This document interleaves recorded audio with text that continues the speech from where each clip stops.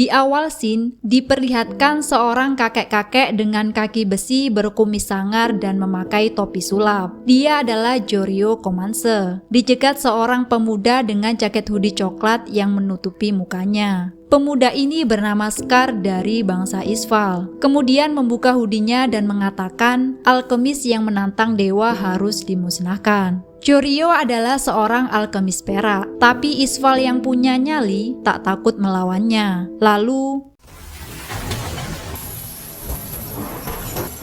Jorio mulai menyerang. Scar berhasil menghindari serangan Jorio, tapi kakinya tetap tersayat. Jorio yang berdiri di atas jembatan tiba-tiba merasakan arus listrik yang ada pada kaki besinya, yang ternyata patah, sehingga dia terjebur dan tenggelam. Scar ikutan masuk ke dalam air dan mencengkram muka Jorio dengan sengatan arus listrik di tangan. Scene berpindah di stasiun. Seorang pemuda jaket merah bernama Ed berlari tergesa-gesa. Sesaat dia berhenti memanggil adiknya dengan zirah besi yang bernama Al. Ed tak mau ketinggalan kereta karena akan ada ujian alkemis negara. Di saat mereka ngobrol, kereta yang menuju sentral mulai bergerak. Beruntung mereka dapat menjangkaunya. Saat masuk gerbong, tak sadar dia menginjak seseorang yang gak jelas tiduran di lantai kereta. Setelah diberi pie apple, pria itu menjelaskan bahwa dia pingsan karena kelaparan dan lanjut mengambil pie bagian Ed. Pria ini adalah Lin Yao bangsa Xin. Lin berterima kasih pada Ed dan menyampaikan niatnya untuk belajar alkimia di Amestris. Ed mengatakan bahwa alkimia daerah Amestris berbeda dari seni pemurnian daerah Sing yang bertujuan untuk medis. Lin lanjut menanyakan mengenai batu filsuf pada mereka, tapi mereka belum pernah mendengarnya. Lin mengatakan jika mendapat batu filsuf akan mendapat keabadian. Ed tak mau berurusan dengan Lin dan berniat pergi, tapi dihalangi Lin. Tiba-tiba, orang dengan senjata masuk ke dalam gerbong. Mereka mencari petinggi militer, kemudian mendatangi Lin dan menodongkan senapan. Lin mengancam balik, lalu entah dari mana, tiba-tiba muncul dua ninja bertopeng yang menghabisi mereka. Ed kemudian ingin pergi, tapi tak diizinkan oleh Lin karena menganggap bahwa Ed mengetahui tentang batu filsuf keabadian. Ed tetap ingin pergi.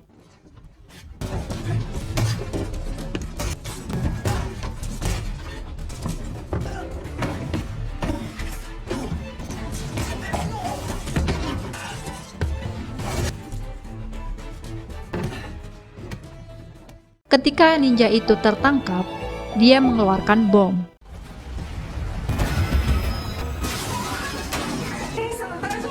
Beruntung, Ed selamat dan mengejarnya.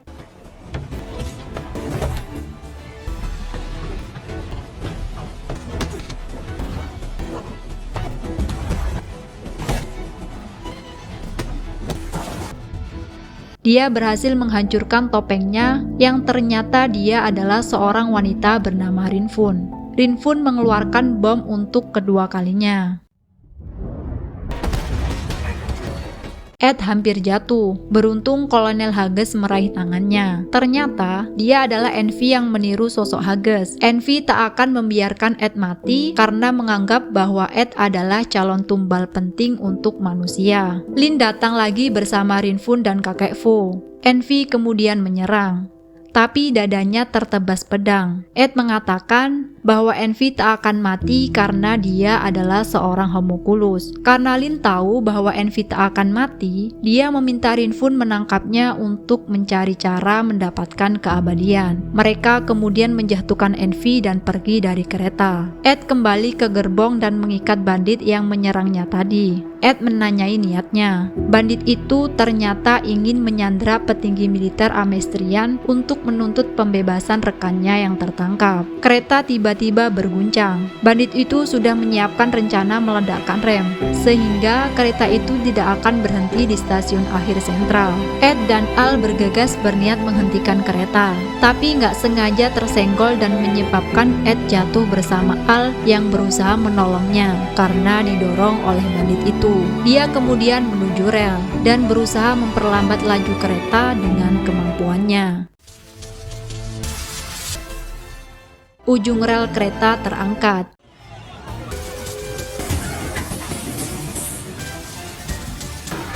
Ed pun berhasil menghentikan laju kereta. Ed dan Al kemudian sampai di stasiun sentral, bersamaan dengan Kolonel Roy Mustang, seorang alkamis api, datang untuk menangkap bandit yang rusuh di kereta. Tak lama, Letnan 2 yang bernama Havoc juga datang, menjelaskan bahwa Kolonel Roy mengeluarkan api karena gesekan sarung tangan yang mengubah oksigen sekitar terbakar. Presiden militer yang bernama Bradley muncul juga dari dalam kereta menghampiri Ed. Ternyata, Bradley melihat aksi Ed saat di kereta dan terkesan olehnya, dan kemudian pergi dari sana. Scene berpindah di markas militer. Terdapat berita yang mengatakan pembunuhan berantai alkemis militer elit negara, termasuk kakek-kakek di awal cerita. 10 orang sudah terbunuh. Pelaku pembunuhan masih misterius dan mereka hanya mendapat petunjuk bahwa pelaku memiliki bekas luka besar di dahinya dan menamainya Scar. Kemudian Kolonel mengutus Breda dan Valman menjaga Ed agar tidak membuat masalah. Ed dan Al kabur dari sana. Mereka sejenak berhenti memastikan dan melihat Breda dan Valman yang tetap mengejarnya. Dalam pelarian, dia memanjat pagar dan tak sengaja menginjak seseorang lagi. Mereka kemudian membawa Mai dan beruang kecil bernama Xiao Mei untuk makan. Mereka juga sama seperti Li dari daerah Qing dan memiliki niat yang sama, yaitu mencari keabadian.